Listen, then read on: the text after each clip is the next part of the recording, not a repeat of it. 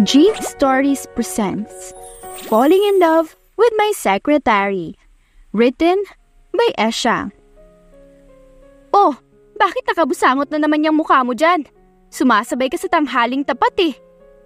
Puna ng kaibigan ni Astra na si Sheena at saka ito umupo sa katapat na upuan ni Astra. Magkatapatan na sila ngayon. Nasa isang karinderya sila. Si Sheena ay kakagaling lamang sa trabaho. Break niya muna. Habang si Astra naman ay natanggal sa kanyang pinagtatrabahuan kaya ganun na lamang ang muka. Huwag mong sabihing natanggal ka na naman sa trabaho mo. Tanong ni Sheena na bahagyang umangat ang isang kilay na tinitigan si Astra na tumango naman. Wala naman akong ginagawa kaya hindi ko matanggap. Pero mabuti na din yun. Bastos masyado yung boss namin. Nakakaurat. Kaya mabuti na lang din at natanggal na ako. Nawala na din sila ng magandang employee. Sabi ni Astra sa kabahagyang hinawi ang kanyang buhok at maarting umirap. Napahinga naman si Sheena ng malalim at napailing na lamang. Imposibleng matatanggal si Astra ng ganun lamang. Alam niyang may dahilan na naman. Hindi ako naniniwala, bay. Kaya kahit na hindi mo sabihin sa akin ang totoo, ay alam ko na. Ani Sheena para mapanguso si Astra at magpangalumbaba na lamang. Kasi naman, balak akong bastusin ang boss ko. Agad kong nalaman ang gagawin niya kaya hayon. Naunahan ko siya. Sinapak ko ng ilang beses. Kulang pa nga sa dami ng nahaharas niyang babae. Ani ni Astra at saka nag-cross arm at saka ngumuso na parang bata. Napailing si Sheena. Iyan na nga ba talaga ang sinasabi ko Pero nasa sayo naman ang side ko kasi tama lang naman ang ginawa mo. Huwag mong hayaan na bumaba ang pagtingin sa atin. Na mahina. Lalo na at kaya naman nating lumaban. Lalo na at kapag dignidad at pagkatao na natin ang natatapakan. Sheena, kaya nga hindi ako pumayag ng ganun Pasalamat na nga lang siya at yun lang ang inabot niya sa akin. Kung hindi lang naman ako inawat kanina hindi ko naman siya titigilan hanggat hindi ko pa siya napupuruhan ng sobra. Dapat sa kanya pinuputulan ng mga daliri at pagkalalaki para wala nang may pagmamalaki sa lahat. Para hindi na mabastos. Yung manyak talaga na yun Naiinis na sabi ni Astra habang inaalala ang mga karahasan na ginawa ng boss niya sa kung sino-sino mga babae nitong nagtatrabaho sa kanya. Kalma bay. Baka kung ano pa ang mangyari at gawin mo kapag hindi ka kumalma. Chill ka nga lang muna.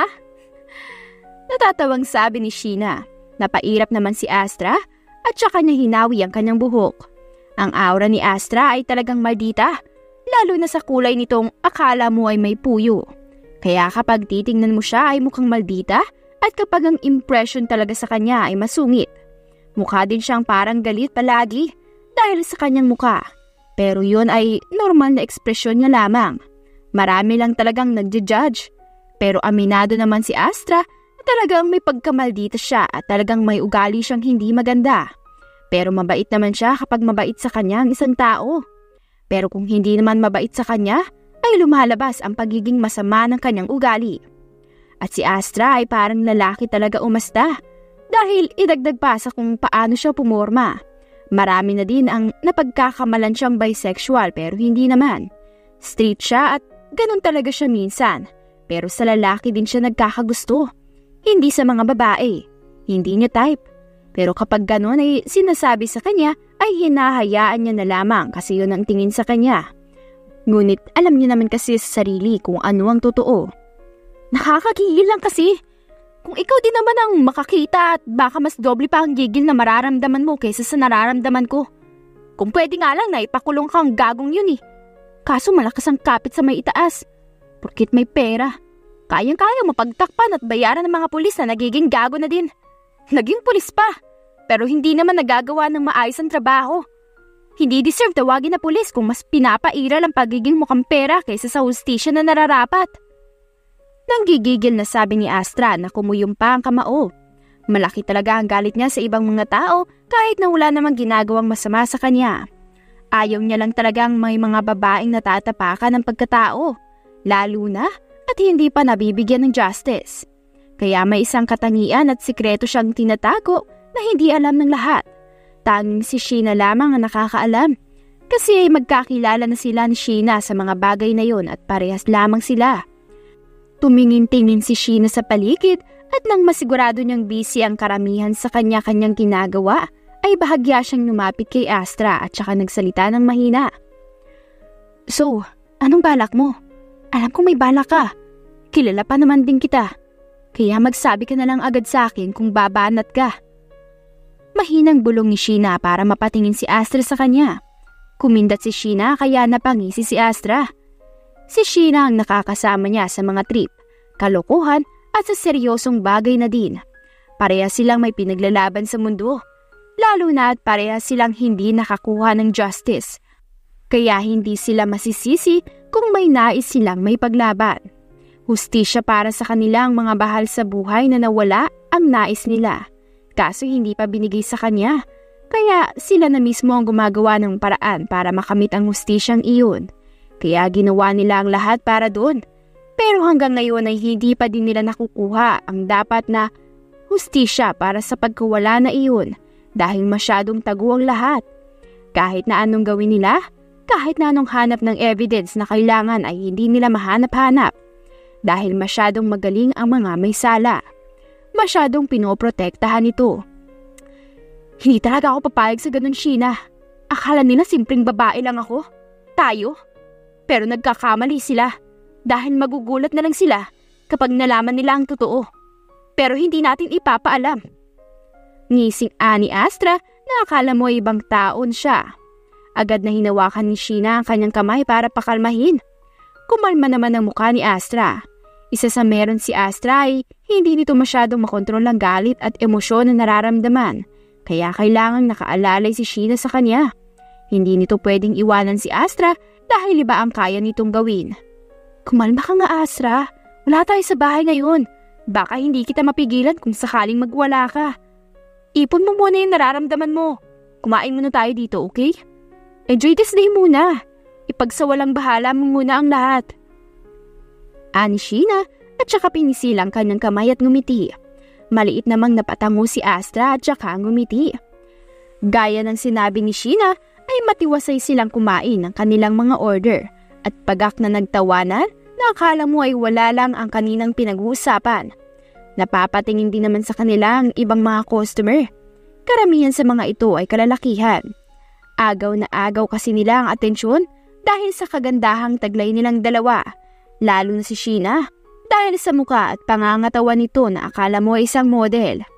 Samantala, sa kabilang banda naman ay napapasabunot na lamang ng marahan si Zeke sa kanyang buhok.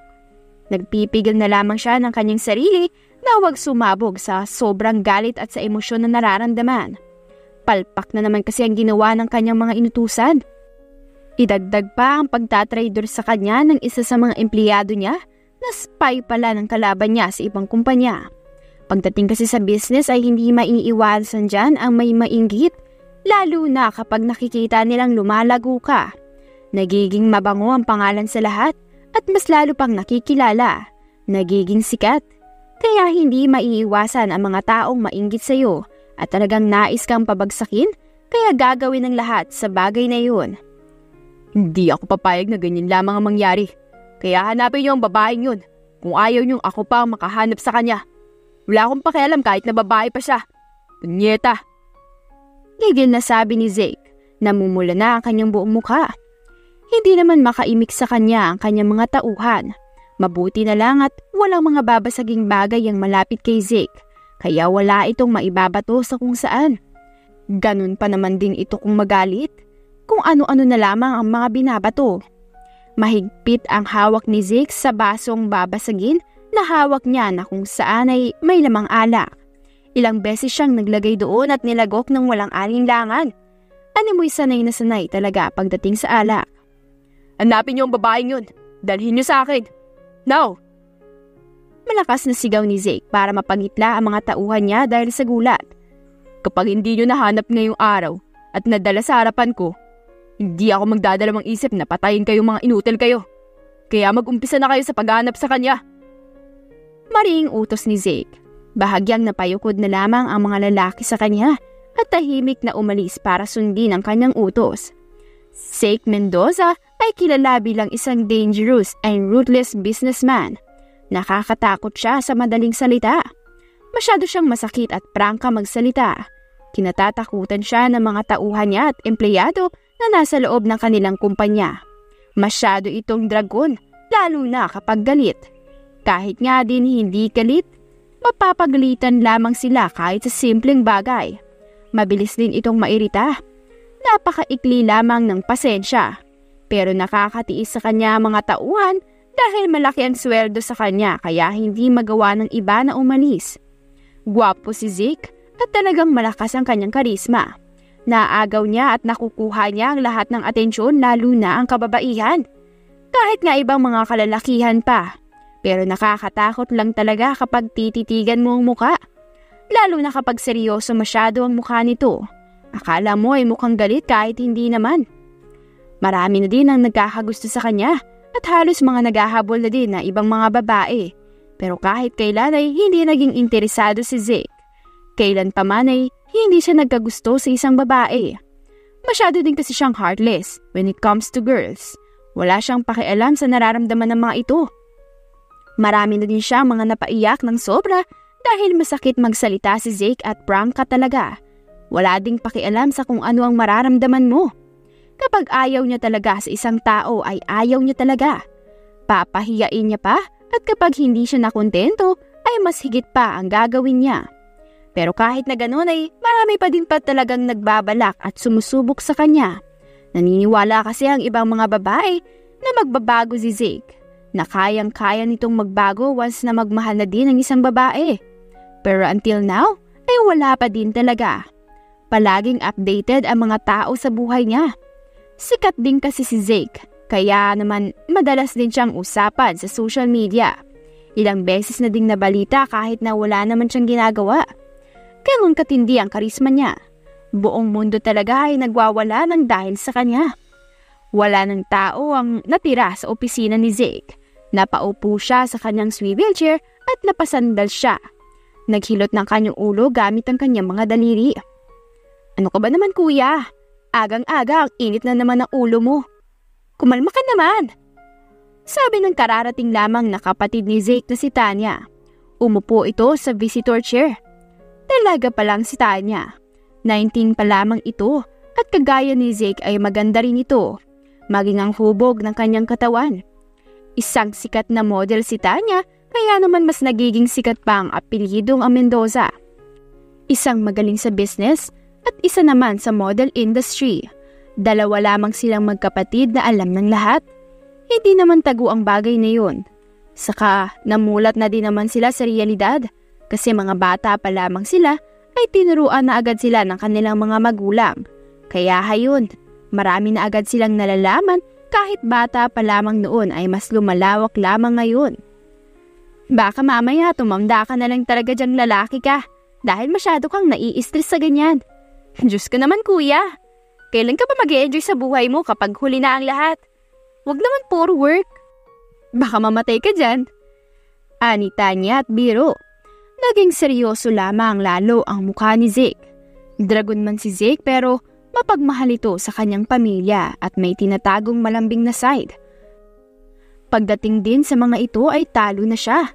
Hindi niya kayang sagot-sagutin ng sobra pero sa ibang tao ay wala siyang pakialam. Ayaw niya din naman na may manakit sa mga ito, lalo na sa kanyang kapatid dahil kaya niyang gawin ang lahat for his sister. Handa akong mamatay, Tanya. Wala akong pakialam. Basta, mamamatay akong tama ang pinaglalaban ko. Sabi ni Zeke at saka ngumisi. Nabato naman siya ni Tanya ng unan. Sapol sa kanyang muka. Napapikit naman si Zeke dahil doon pero hindi na irita dahil sanay na rin na siya. Sira ulo ka. Kung ikaw handa na, kami hindi. Tangino nito. Pagmumura ng kanyang kapatid, Zeke chuckled. Biro lang naman, princess. Hindi ko haya na maiwan ko kayo ni mama. Saka hindi pa. Hindi pa nga ako nag-aasawa kagaya ng sinabi mo. Sabi ni Zeke. Napairap si Tanya habang naka-cross arm. Ikaw kasi kuya eh. Para kang ewan. Bigla na lang lumalabas sa bibig mo mga salitang yan. Hindi naman nakakatuwa. Hindi mo man lang naisip ang nararamdaman namin. Sabi ni Tanya na nagsisimula ng maging emosyonal. Shh! Huwag kang umiyak. Dahil ayokong may kinocomfort ako ngayon. Sabi ni Zeke. Hindi naman ako magpapacomfort sa'yo, no? Pangit mo kaya mag-comfort. Mas lalo lamang akong iiyak sa'yo eh. Maarating sabi ni Sheena na ginagaya naman ni Zeke ang reaksyon ng kanyang muka. Inaasar siya. Nakita naman ni Tanya yun. Kaya napabadyak siya sa sahig habang nakaupo at inis na tumingin kay Zeke. Kakairita ka, kuya. Huwag mo na nga akong gayahin dahil nakakasura ka. Sabi ni Tanya. Sus, asar talo ka lang naman. Sabi ni Zeke. Sinamaan siya ng tingin ni Sheena pero ngisi lamang ang kanyang iginanti. Natutuwa. Hindi ako asar talo, no? Talagang nakakaurat lang talaga at nakakainis ka. Sabi ni Tanya. Nagasaran pa ang magkapatid at inis na inis si Tanya dahil talong-talo na talaga siya pagdating sa kanyang kuya Zeke.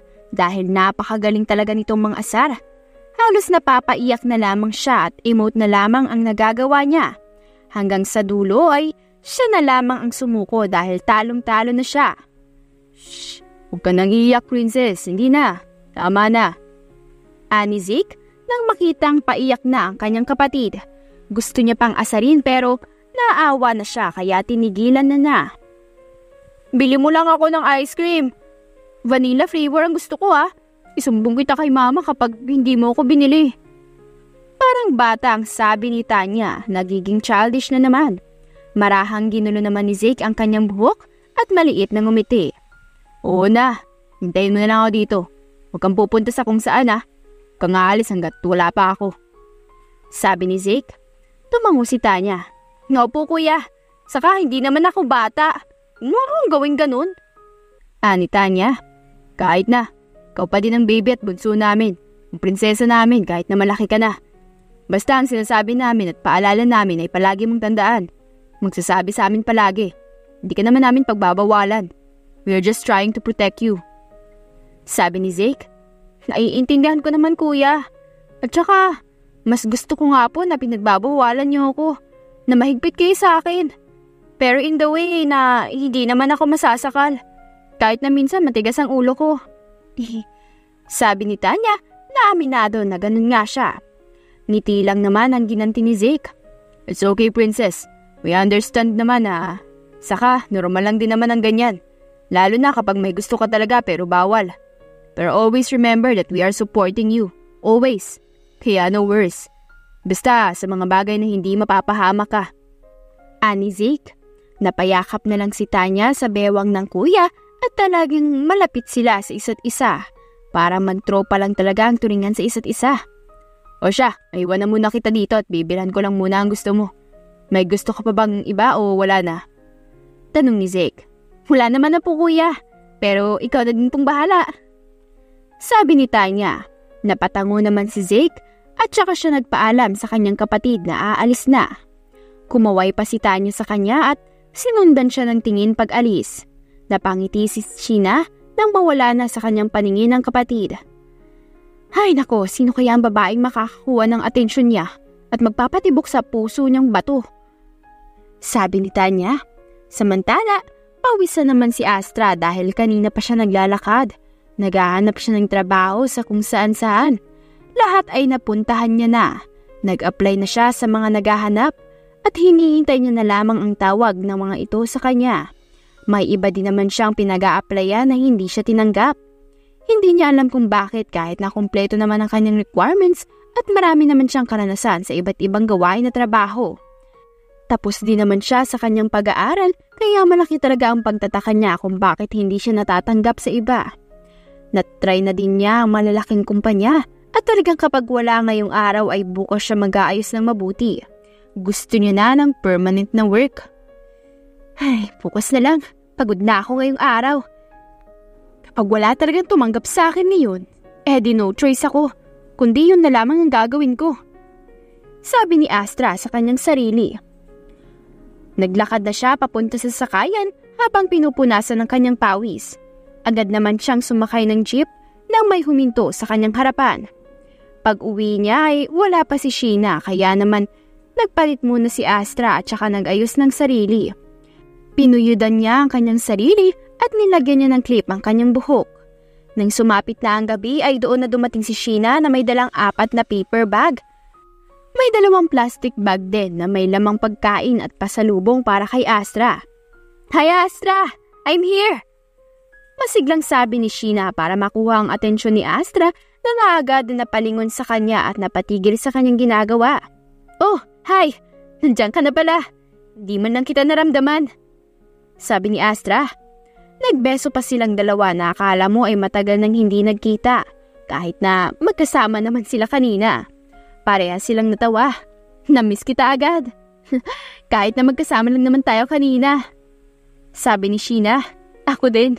Naghahanap nga ako ng bagong mapapasukan kaso wala eh. Kaya bukas na lang. Sa mga kumpanya ako mag-a-apply. Gusto ko na ng maayos at permanento na work, no? Ayaw ko na ng palipat-lipat sa kung saan-saan. Huwag lang talagang manyak ang boss," sabi ni Astra. "Makakahanap ka din," sabi ni Sheena. "Ay, sana nga. At sana matino at maayos na boss. Karamihan sa mga nagiging boss ko kasi manyak putik," sabi ni Astra dahilan para pagak na matawa si Sheena. "Ay, may dala din pala akong pagkain. At saka may mga binili din akong damit at skirt. Nagandahan kasi ako kaya hayun, binili ko na. Buti na lang din at dala ko ang card ko," sabi ni Sheena habang nakaupo na. Hinahanda naman ni Astra ang mga pagkain na dala ni Sheena at ang ilang niluto niya. Minsan ay si Sheena ang nagluluto at minsan naman ay siya. Marunong naman silang parehas. Depende kung sino ang nasa bahay at sino ang sinisipag sa kanila. Kapag parehas naman silang tamad, ay sa labas sila kumakain. "Kumusta pala ang trabaho mo? Baka masyado kang napapagod dyan, ah," ani Astra. "Ako? Magpapapagod? Diyos ko, parang wala nga halos pinapagawa ang boss ko sa akin. Palagi lang akong nakaupo, manonood ng TV habang kumakain. Halos wala akong ginagawa kundi ang tumambay sa opisina. Para na din kasing nasa bahay, kumpleto na sa gamit," ani Sheena. Pagak na natawa si Astra. "Oo nga pala. Hindi ka mapapagod at hindi ka naman hahayaan ng boss mong mapagod. Ikaw pa. Kaya ayaw mo din nang umuwi dahil masyado ka nang nag-e-enjoy eh. Kayo pala, ah," ani Astra na may kakaibang ngiti sa labi. Napahalakak naman si Sheena pagkatapos niyang malunok ang pagkain sa kanyang labi. At saka siya uminom ng kanyang tubig at baka mabulunan siya. "Kahit naman siguro ikaw ang nasa kalagayan ko, parang ayaw mo na din halos umuwi kapag kasama mo ang lalaking minamahal mo. Kaya ganun ako," ani Sheena na may nagmamalaking ngiti. "Di pa ako makarelate kasi hindi pa dumadating ang right guy for me," ani Astra. "Balang araw ay dadating din yan siya. Hindi mo inaasahan yung mangyayari sa inyong dalawa. At syempre, ang pagmamahalan na mabubuo sa inyong dalawa. Everything is unexpected kumbaga. Pero masarap kapag ganun. Kasi mas totoo," ani Sheena. "Sabi mo yan eh, kasi naranasan mo na. Sa akin, hindi pa kaya hindi ko muna masasabi. Pero baka soon," sabi ni Astra. "Basta, ang masasabi ko lang sa'yo, mga payo ko sa'yo, when it comes to love, kapag nagmamahal ka, huwag mo agad ibigay ng sagad. Dapat balance lahat. Kasi kapag binigay mo ang lahat, ikaw ang kawawa sa huli. Ikaw ang luhaan," ani Sheena sa marahan na boses. Napainom na muna si Astra ng tubig at nilunok ang nasa bibig saka siya casual na tumingin kay Sheena. "Bakit naman hindi pwede? Di ba dapat sagad sa buto siya kung magmahal? Dapat ibibigay mo sa kanya ang lahat ng pagmamahal mo," sabi ni Astra. "Sa iba, ganyan ang pag-iisip nila. At saka for me lang naman yan ah. Kasi para kapag nasaktan ka, balance. Hindi yung talagang sobra mong nararamdaman yung sakit.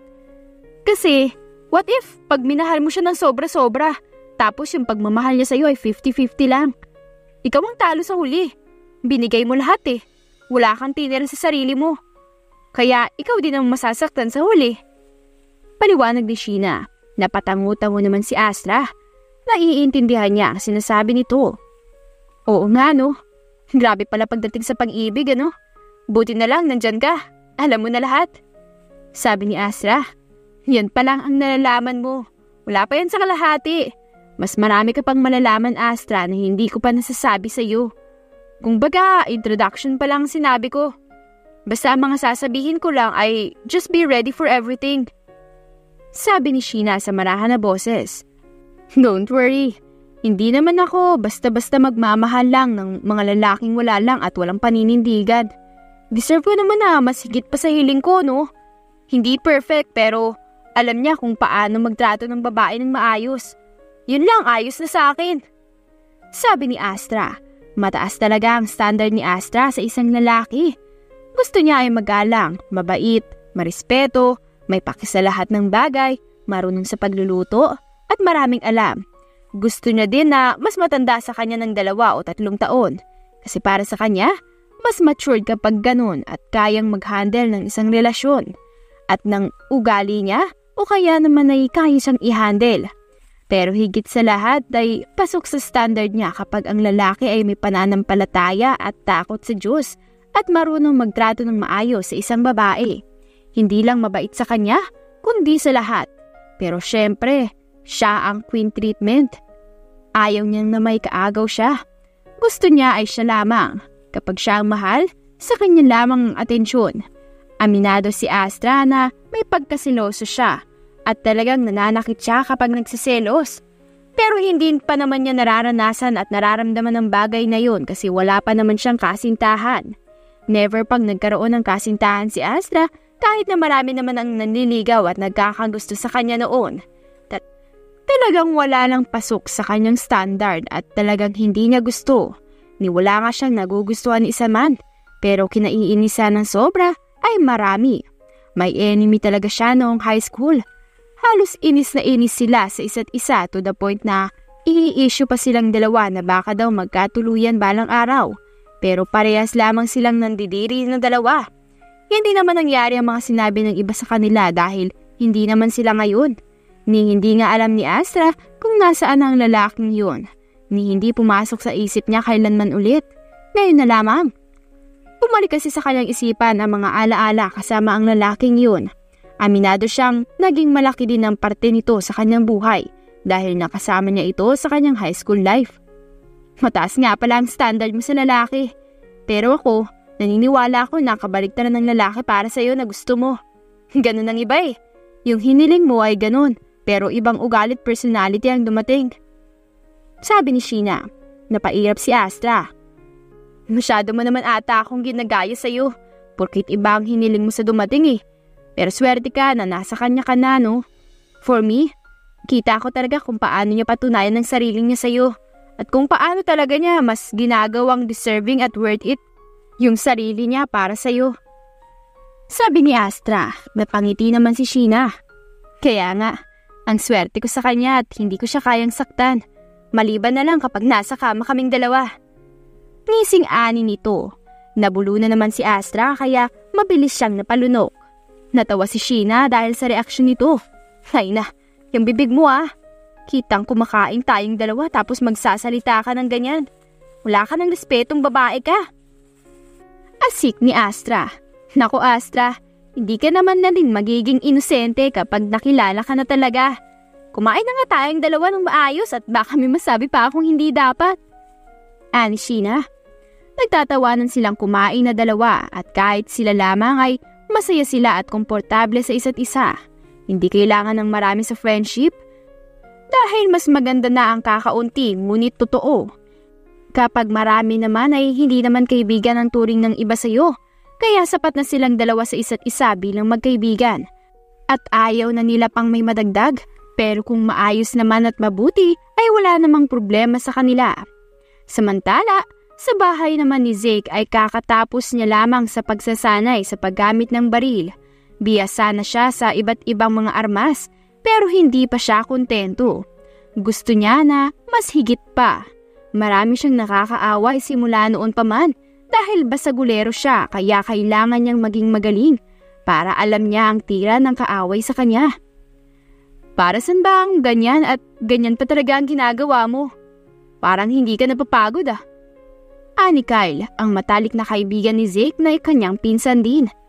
Ito ang pinaka-close niya sa kanyang mga pinsan. Nakakasama na din kasi sa lahat ng mga bagay at kalokohan. Sumasabay din kasi sa kanyang trip kaya naman vibes silang 2. You don't care, Kyle. Kung gusto mo din ay gumaya ka na lang. No problem with that. Ani Zeke, hindi naman kailangan dahil ayos naman ako sa kung anong kakayanang meron ako. Sagot ni Kyle. Napalingon si Zeke sa kanya na seryoso ang mukha para mapakamot siya sa kanyang ulo. Masyado kayo nakukontento agad. Kaya sa uli, nagsisisi kayo dahil nakampante kayo masyado. Kapag wala na, dun yun na gagawin na mas better pa ang sarili nyo. Makahulog ang ani ni Zeke. Ang lalim parang iba na ata ang ibig sabihin mo. Sabi ni Kyle, it's not like that. Thoughts ko lang naman yan. Ani Zeke, anyways, kumusta na pala ang paghahanap ng sekretary ko? May nahanap ka na ba? Babaeng hindi malandi. Ani na tanong ni Zeke. Wala na naman siyang sekretary dahil tinanggal niya. Masyado kasi siyang naiirita kapag napapansin niyang nagpapapansin ito sa kanya ng pasimple o kaya naman ay nais siyang akitin. Lalaki siya at alam niya ang mga moves ng mga babaeng nais siyang akitin. Pero sorry na lang sa kanila dahil agad niyang nalalaman ang bagay na yun kaya hindi nagtatagumpay. Wala pa Di naman madali ang maghanap ng maayos na sekretary. Saka, maayos naman yung naunang sekretary mo Talagang ayaw mo lang sa mga babaeng ganun. Ani Kyle. Kasi, hindi mo naman na kailangang gawin na magpapansin sa isang lalaki. Lumalabas kasi na hayok ka sa isang lalaki o kaya naman sabag na sibig kang tirahin ka.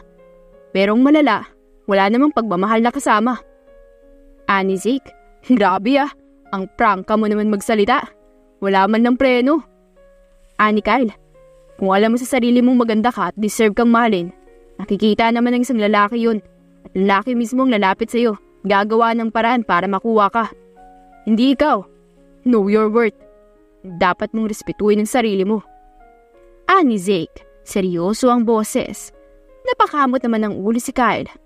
Dami mo naman agad sinasabi. Para kang galit sa akin na ewan na kahit na hindi naman ako ang babae. But I know your point at tama ka naman. Ani Kyle, basta mag-try pa din ako at maghanap ng matino-tino. Pero carry mo ba ang maldita na nahanap ko? Tanong ni Kyle. Doon niya nakuha ang atensyon ni Zeke. Napatingin ito sa kanya. Napatigil sa pagpunas ng pawis. May kakilala kasi ako at nakilala din ata ng kapatid mo. Naghahanap kasi ng trabaho. Ilang beses nang naaalis sa trabaho kasi mga manyak ang mga naging boss.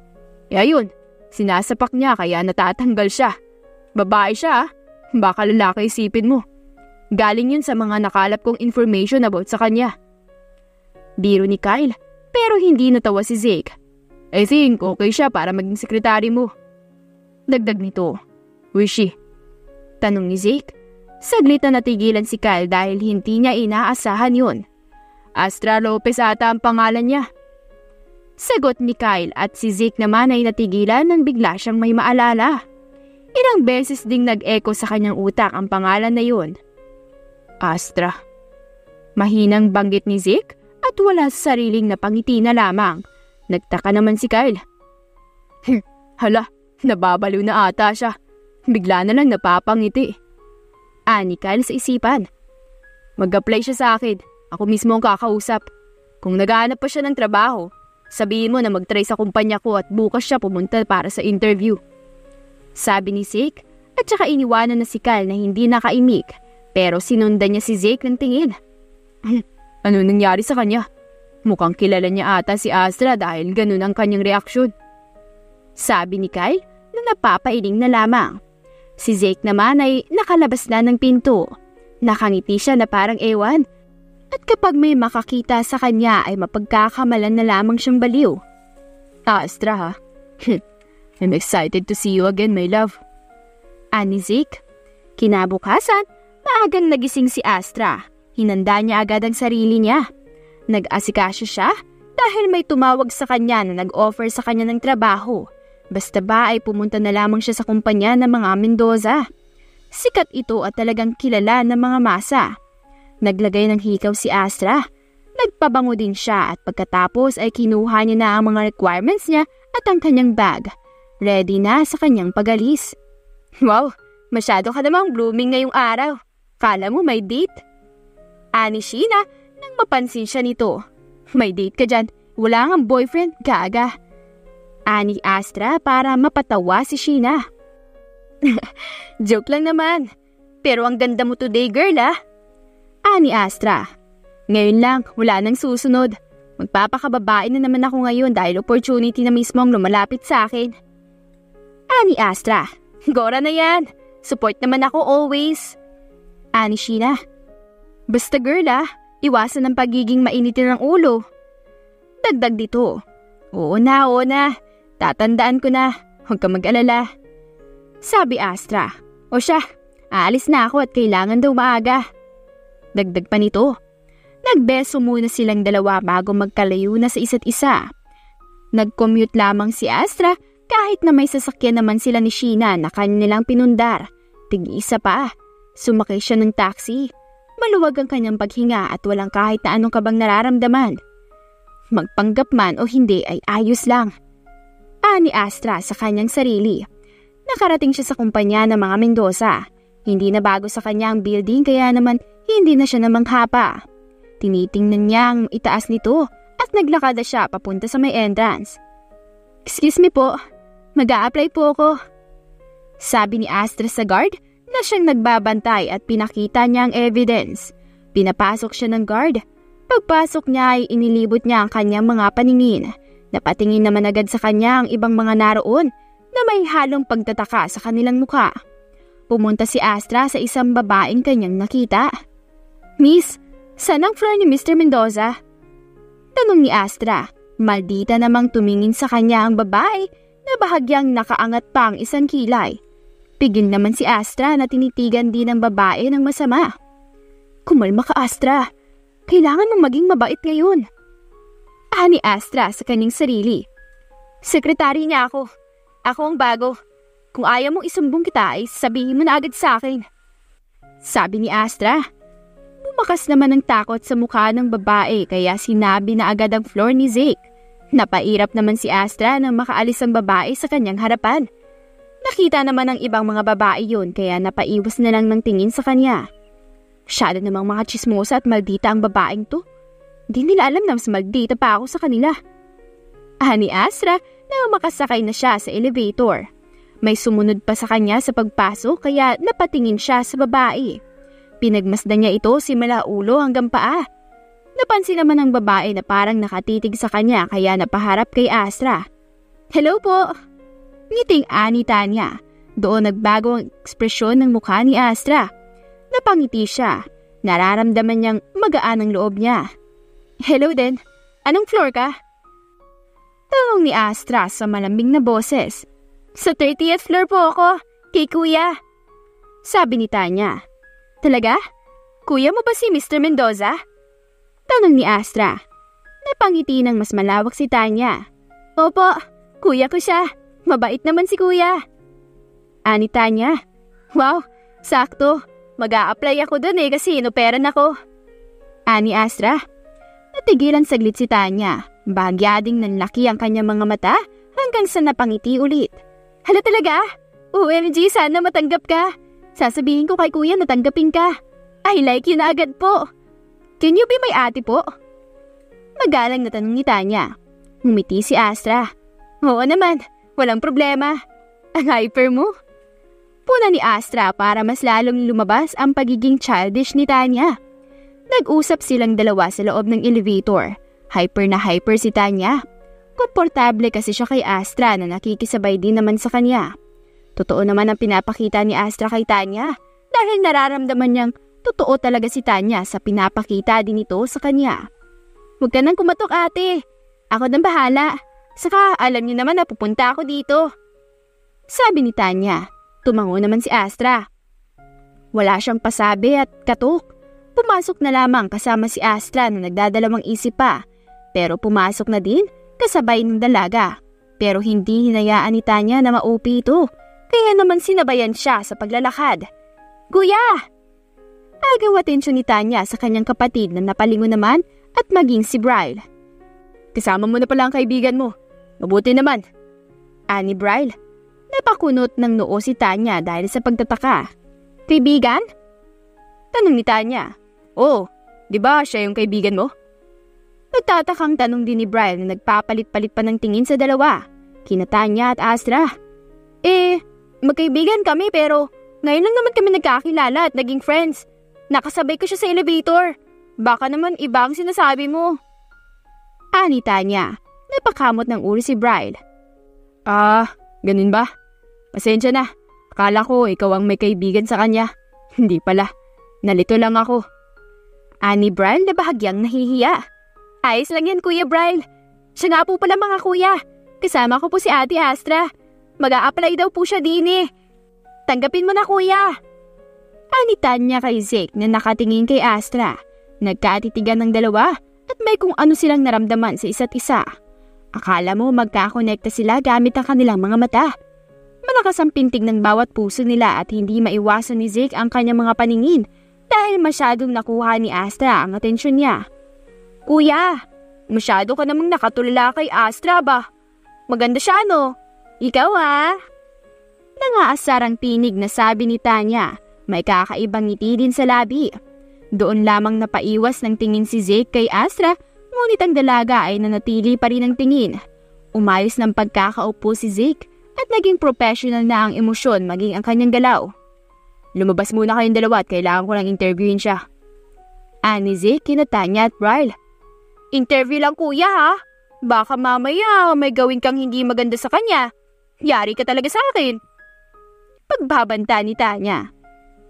Huwag kang OA. Sabi naman ni Zeke. Ngumuso si Tanya at saka siya humarap kay Astra.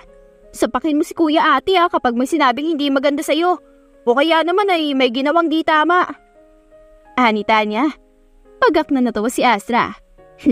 Huwag ka mag-alala. Batas naman akong babae at may pinaglalaban din naman ako. Sabi naman ni Astra para mapangiti si Tanya. Sinundan pa nila sila Tanya at Bryle sa pag-alis. Paglabas ng dalawa ay taas nung humarap si Astra kay Zeke na naging seryoso na ang mukha bigla. Lumapit si Astra sa kanya at magalang na yumuko. Good morning po sir. Ito po. Napatigil si Astra sa pagsasalita nang putulin siya ni Zeke. Tanggap ka na. Alam ko na ang tungkol sa iyo kaya no need na. Ibibigay ko mamaya ang kontrata para malaman mo kung ano ang dapat mong gawin at ang mga rules na meron ako. Sabi ni Zeke. Natigilan naman si Astra. But on the more thing, I want to ask, kung sure ka na ba talaga sa pagtatrabaho mo dito? Tanong ni Zeke at saka niya pinatong ang kanyang mukha sa mga kamay niyang nakapatong din sa mesa. Ngumisi siya kay Astra na nakatitig sa kanya. Wala namang takot na nararamdaman si Astra. Mas nagugustuhan niya pa ang tanong ni Zeke. Ngumisi din siya. Hindi niyo po ata ako kilala sir. Wala po akong inaatrasan na kahit na ano. Sabi ni Astra. Napatango-tango naman si Zeke. May paghanga sa kanyang mukha. That's good to hear then. Sabi ni Zeke at saka siya sumandal sa kanyang swivel chair. Can start right now. Sabi nito. Sige po sir, maraming salamat po. Pagbubutihin ko po ang trabaho ko. Pero kung may gawin man po kayong hindi maganda, dahil may hindi kayo nagustuhan ay masaya po ako kung tatanggalin niyo ako. At least nagawa ko ang pinaglalaban ko. Sabi ni Astra habang nakangiti. Napatitig naman si Zeke sa kanya. Walang naging imik. May kailangan po ba kayo sir? Bababa lang po ako saglit. Kailangan niyo po ba ng number ko para mabilis yung matawagan kapag may kailangan po kayo? O kaya naman ay may uutos kayo? O kailangan pong nandito lang ako? Tanong ni Astra sa magalang na boses. Gawan mo na lang ng kape. Gusto ko yung gawa mo talaga at pagkatapos, ikaw din ang magdala dito. Ibibigay ko na ang kontrata. Utos ni Zeke. Tumango si Astra. Sige po sir. Sabi niya. Bahagyang yumukod muna si Astra bilang pagbibigay galang bago siya naglakad palabas. Sinundan naman siya ni Zeke ng tingin. Ay! Sabi ni Tanya na napatigil din. Napatakip siya ng kanyang bibig nang mabalansin niya ang muntik niya ng pagkakatumba. Natigilan naman si Astra at na-realize niyang nakikinig pala ang dalawa sa kanilang pag-uusap ni Zeke sa loob. Te, wala naman kaming narinig kasi soundproof ang office ni Kuya. Promise! Ani Tanya at tinaas pa ang kamay. Ikaw talaga. Ayos lang, tara na sa baba. Aya ni Astra. Pasukin ko lang din sa loob. Ani Zeke. Tumango naman sila dito. Umakbay si Astra kay Tanya na yumakap naman ang braso sa kanyang baywang. Anong pinag-usapan niyo, te?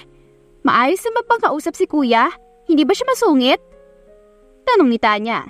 Hindi naman. Casual lang pag-uusap namin. Like talagang aplikante ako at siya ang boss. Sabi nito. Tumango si Astra. Nako, mabuti naman. Masungit kasi si kuya eh. Pero mabait naman siya po. Talagang minsan, iba ugali nun. Lalo na kapag wala sa mood. Ang sekretarya niya ay hindi tumatagal sa kanya ng 1 linggo. Kasi tinatanggal niya. Ayaw niya kasi sa mga bastos o kaya naman ay lalandiin siya. Kwento nito. Napatango naman si Astra. Halata nga. Pero iba ako eh.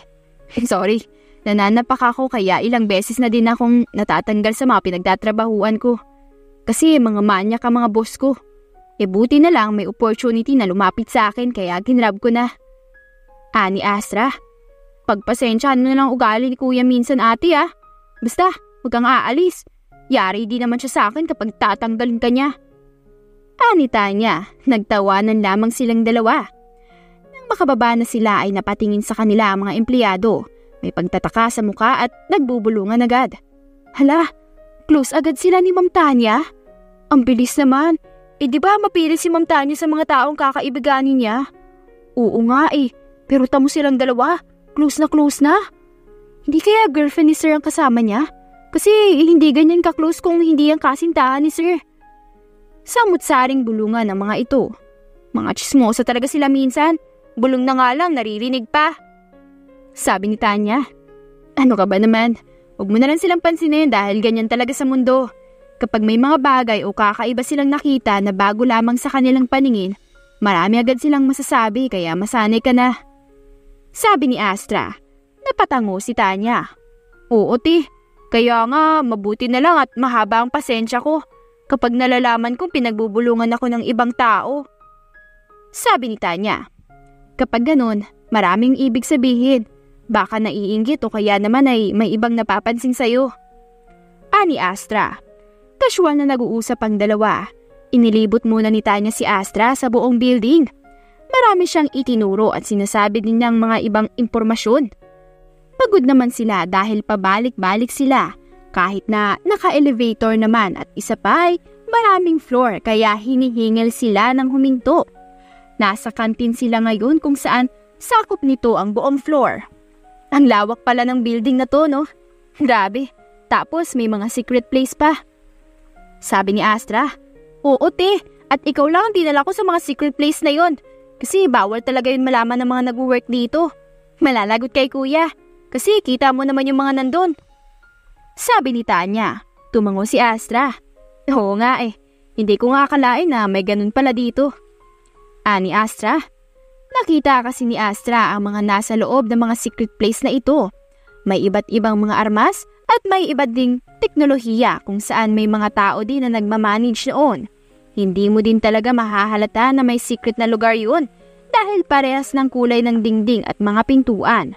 Para na din siyang underground na matatawag dahil sa style nito. Bakit naman may mga ganun? Kasali ba ang kapatid mo sa isang organisasyon? Tanong ni Astra sa mahinang boses at lumapit ng bahagya kay Tanya. Napatingin din muna siya sa paligid at baka may nakakapansin sa kanya o kaya naman ay nakikinig sa kanilang usapan. Lumapit din naman si Tanya sa kanya at sinagot ang kanyang tanong sa mahinang boses. Oo ganun na nga. Kasali si kuya sa isang organization. Alam mo yung parang sa mga assassin? Mafia? Ganun. Mamaya kukwento ko sa'yo para malaman mo. Ani Tanya, bakit ka nagsasabi sa akin? Di ba dapat secret lang yan? Saka, kakikilala pa lang natin. Ani Astra na may pagtataka sa kanyang muka. Pero mabilis mo na agad magtiwala sa akin. Hindi mo pa naisip na baka ipagsabi ko sa ibang tao yan? O kaya naman ay ipagkalat ko? Tanong pa ni Astra. Pagak na natawa si Tanya. Napakunot naman ng noo ang dalaga. Magsasabi ba ako sa iyo ng mga bagay na hindi naman dapat kung alam kong hindi ka mapagkakatiwalaan? May kakaiba kasi akong na-feel from you Tumigil si Tanya sa pagsasalita. Napatingin muna siya sa paligid bago lumapit ng bahagya kay Astra at saka siya mahinang bumulong. Alam kong kagaya ka din naman namin ni Kuya. You have organization too. O kaya naman ay parte ka ng isang organisasyon. Dagdag ni Tanya sa ngumisi. Natigilan naman si Astra na bahagyang nanlaki ang mga mata. Hindi alam ang magiging reaksyon. Nagulat siya. Aminado siya dahil hindi akalain ni Astra na alam ni Tanya ang bagay na yun, kahit na wala pa naman siyang sinasabi. Nakita ko ang tattoo mo, pero hindi ko naman sinasadya na makita. At saka, kung siguro sa ibang tao, normal na tattoo lang yun. Pero sa akin, alam kong hindi. May malalim na kahulugan, di ba? I'm sorry, te, kung dami ko na agad nasasabi. Ani Tanya. Napahinga ng marahan si Astra. Mamaya na lang natin pag-usapan ng bagay na yan. Huwag muna dito. Sabi ni Astra. Napatango naman si Tanya. Ang totoo ay nagsasaliksik talaga si Tanya ng tungkol kay Astra at bigla na lang siyang humanga sa mga nalaman niya. Kahit na tago ang mga impormasyon na yun ay agad niyang nalaman. Ganun katindi ang koneksyon na mayroon siya. Nalalaman niya agad ng mabilis. Napatitig lang si Tanya kay Astra na ngayon ay tahimik naman sa pagkain at may iniisip din. Ilang buwan ang lumipas at naging maayos naman si Astra sa naging bagong permanent na niyang trabaho dahil may kontrata na siyang pinirmahan. Siyempre, binasa niya ang mga yun. 3 taon ang kailangan niya bago siya makapag-resign. At kung may hindi magandang ginawa ang boss niya kay Zeke sa kanya, ay pwedeng-pwede na siyang mag-resign nang hindi pa natatapos ang kontrata. Wala naman masyadong rules pero mahigpit din kahit papaano. Ayaw ni Zeke ng nalilit at ang patamad-tamad lalo na ang mabagal kapag inuutusan. Gusto niyang nandyan agad. Wala pa namang nalalabag si Astra sa mga rules na yun at maayos ang pagsasama nila bilang amo at empleyado. Masungit nga talaga si Zeke at matipid din ito kung sumagot. Marami din kung mag-utos kaya aminado si Astra na nakakaramdam din siya ng pagod dahil hindi niya akalain na grabe pala si Zeke sa sekretary. Iba din naman kasi ang naging experience ni Astra sa naging unang mga boss niya. Kuya, masyado ka ng rude. Hindi mo man lang naiisip na napapagod na si Ate Astra. At saka, hindi na part ng trabaho niya yung mga pinapagawa mo sa kanya. Inis na ani ni Tanya kay Zeke. Tama na yan, Tanya. I'm okay. At saka, ganun talaga kapag nagtatrabaho. Kailangan sundin ang utos ng amo. Ani Astra. Napairap naman si Tanya at naiinis siyang tumingin kay Zeke. Pagkatapos niyang lingunin si Astra. Nakakainis ka talaga, kuya. Sana talaga hindi ka na magkaroon ng GF. Masyado kang bad. Parang batang ani ni Tanya. So what? Tanong naman ni Zeke para mas mairita lamang si Tanya at saka siya kumuha ng unan at binato kay Zeke na sapul naman sa pagmumukha nito. Nakakainis ka talaga, kuya. Super red flag mo talaga. Sana talaga hindi ka na talaga mahalin. Inis na sigaw ni Tanya at saka siya nagdadabog na naglakad papunta sa may sofa. Ngumuso siya doon at parang bata na nag-e-emote habang masama pa din ang tingin kay Zeke na napatingin din naman sa kanya. Lumapit naman si Astra sa kanya at tinabihan siya. Huwag ka na mainis, be. Trabaho ko yun. Saka, kapag naranasan mo mag-work, dun mo lalaman na dapat hindi mo binabastos ang amo mo. Kaya it's okay for me. Ani Astra sa marahan na boses at saka niya hinaplos ang buhok ni Tanya. Nakakainis lang kasi ate. Ang dami niyang pinapagawa sa inyo na hindi naman dapat. Emote ni Tanya. Nag-usap ang dalawa at pinaliwanag ni Astra ang lahat habang pinapanood naman sila ni Zeke na ngayon ay may ngiti sa labi. Iniisip niya ang future nilang dalawa ni Astra. He loves Astra pero hindi niya pa maamin kay Astra ang bagay na yun dahil baka iba ang isipin nito dahil masyadong mabilis at hindi inaasahan. Pero seryoso siya sa pagmamahal niya kay Astra. Totoo at walang biro. Hindi siya nakikipaglaro. Minsan lang siyang magmahal sa isang babae at sa babaeng hindi pa niya inaasahan. Aaminin niya ang bagay na yun dahil hindi niya pa matago ang kanyang nararamdaman. Naghahanap lang siya ng magandang timing para sabihin ang kanyang nararamdaman na sana ay paniwalaan nito ng walang alinlangan. Nag-order ako ng pizza, te. Mamaya ka na maglinis. Kain muna tayo. Hayaan mo si kuya dyan. Nandito ako kaya wala yan magagawa.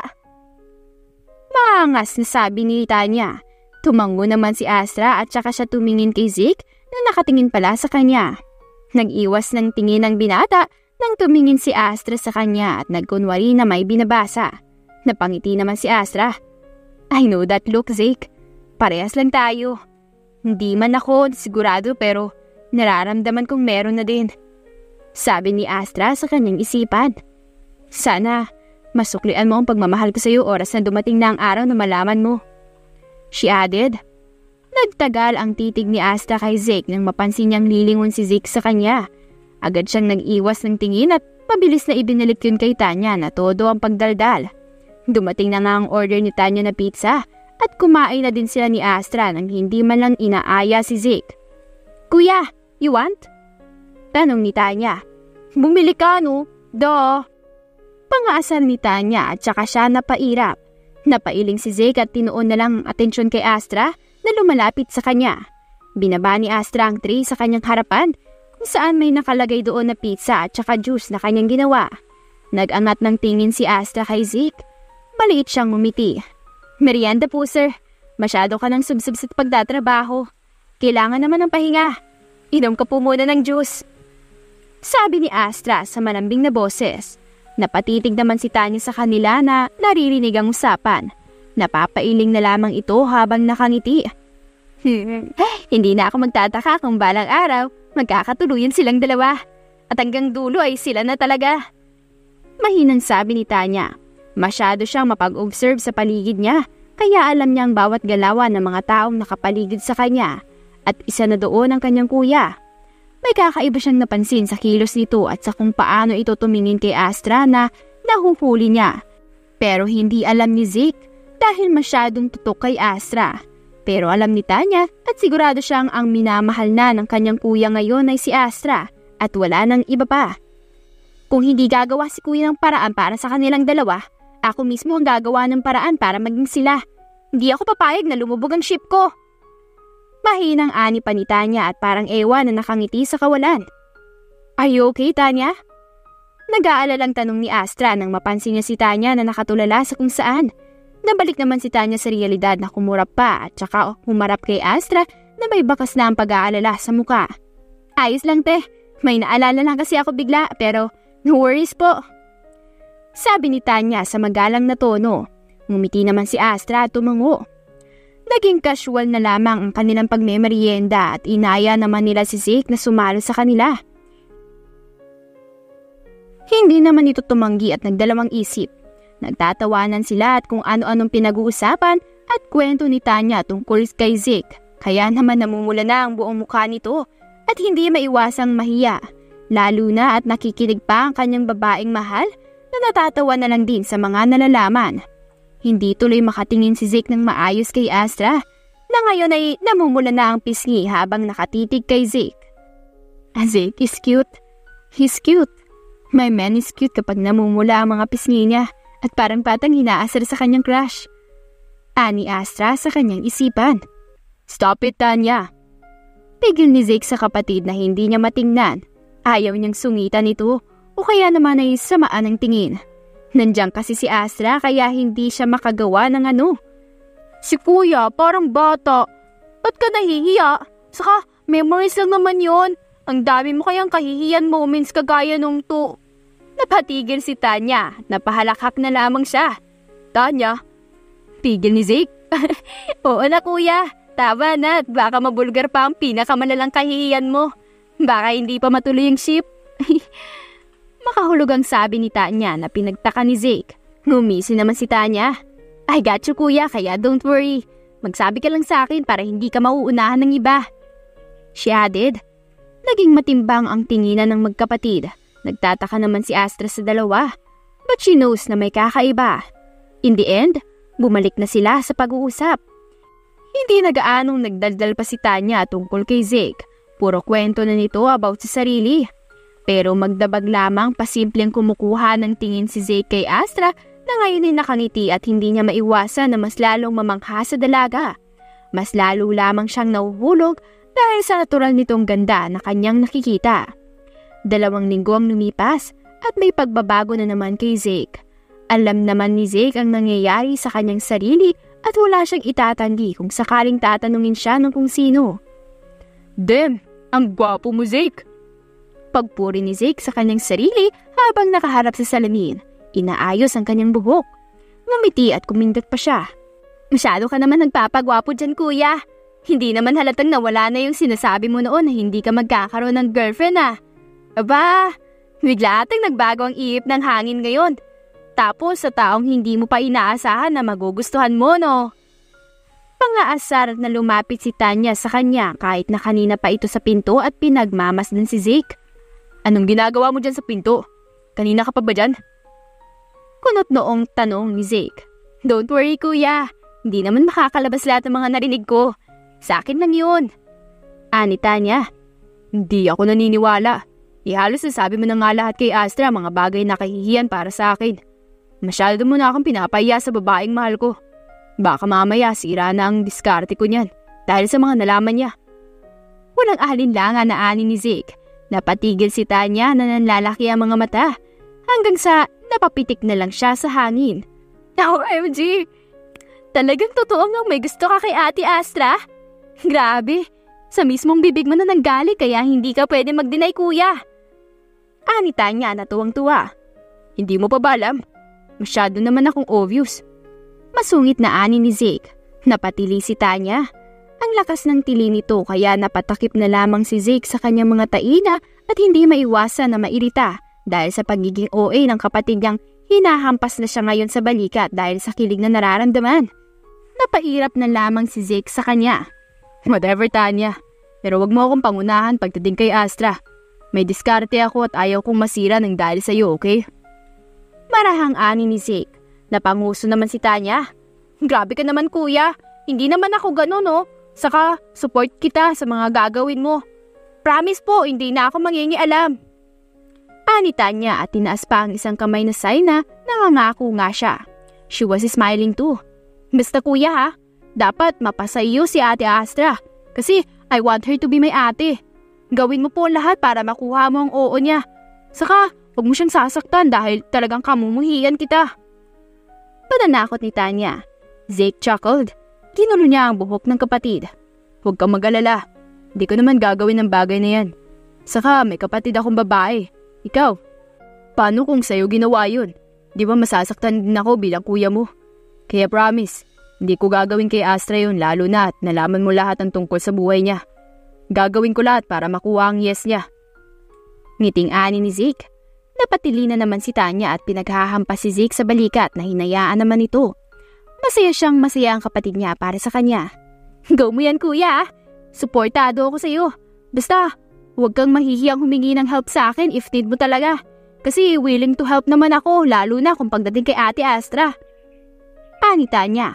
Sabi ko na nga ba talaga at si Ate Astra lang ang magpapalambot at magpapatibok ng puso mo eh. Una pa lang na-feel ko na at hindi ka ako nagkakamali. Basta kuya, don't judge her Kausapin mo ng maayos si Ate Astra. Ani pa ni Tanya at marami pa itong sinabi kay Zeke na tinanguan naman ito. Hinalikan niya muna si Tanya sa noo bago siya umalis. May ngiti siya sa labi papunta sa isang restaurant na kanyang binayaran para sa kanilang dalawa ni Astra. Pinasama niya si Astra sa kanya at sinabi niyang may meeting siya sa isang client. Pero hindi alam ni Astra na may mini surprise si Zeke sa kanya at yun ang kanilang unang date na masusundan pa ng maraming beses. Sa hindi kalayuan ay tanaw na agad ni Zeke si Astra na may kinakausap na babae na waitress. Casual lang ang pag-uusap ng dalawa. Napangiti si Zeke nang makita ang suot ng babaeng minamahal. Ang simple ni Astra, tanging powder at lipstick na pink lamang ang nilagay nito sa labi. Pero nangingibabaw ang gandang taglay. Hindi nakakasawang pagmasdan. Nakasuot ito ng skirt niya at top, then nakakoat din ito. Talagang suot niya bilang isang sekretarya. Napailing si Zeke habang may ngiti sa labi at saka siya naglakad papunta kay Astra na agad naman siya nitong nakita. Thank you so much, miss. Ani Astra sa babae na pareha silang yumukod sa isa't isa. Nang makaalis na ang babae ay humarap na si Astra kay Zeke. Good evening, sir. Nandyan na po pala kayo. Wala pa po yung ka-business meeting nyo pero settle na po ang lahat ng kailangan. Magalang ani ni Astra. Hindi naman nakaimik si Zeke na napatitig sa ganda nito. Mukha po atang babae, sir, ang magiging ka-meeting nyo. Hindi po basta-basta kasi masyadong special itong ginawa nyo.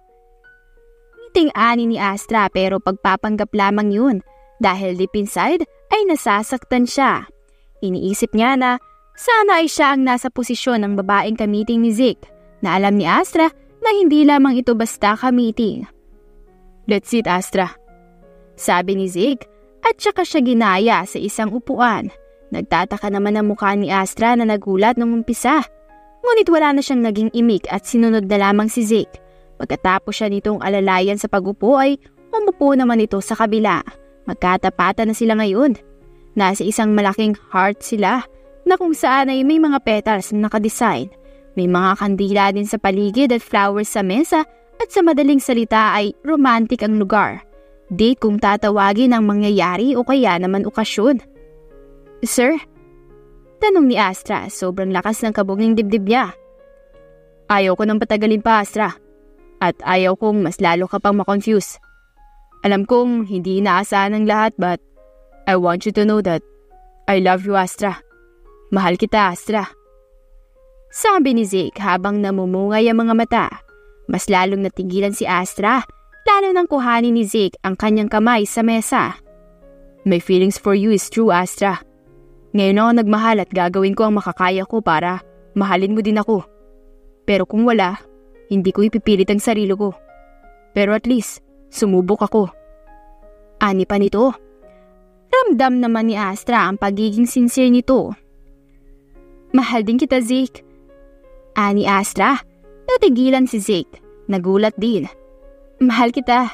Matagal na. Mag-iisang linggo pa lang ako bilang sekretarya mo pero alam kong may kakaiba na ako sa sarili ko. Kakaiba yung nararamdaman ko sa tuwing titingin ako sa'yo. Hanggang sa napagtanto kong minamahal na kita, Zeke." Ani Astra. Nagkagat din siya ng labi. "I'm just waiting for the right time to confess my feelings. But unexpectedly, hindi ko inaasahan na aamin ka at hindi ko akalain na para sa akin pala to." Ani Astra. He chuckled. Hinalikan ni Zeke ang kanyang kamay. "You deserve this love. You deserve everything. Pangakong hindi kita bibiguin at manliligaw ako. Kahit nagaano pa ako katagal sagutin, basta manliligaw ako." Ani Zeke. Napangiti si Astra. "You have a chance on me, Zeke. Patunayan mo lang ang sarili mo sa akin at ganun din ang gagawin ko. Ayaw ko muna magmadali at sana maintindihan mo." Ani Astra.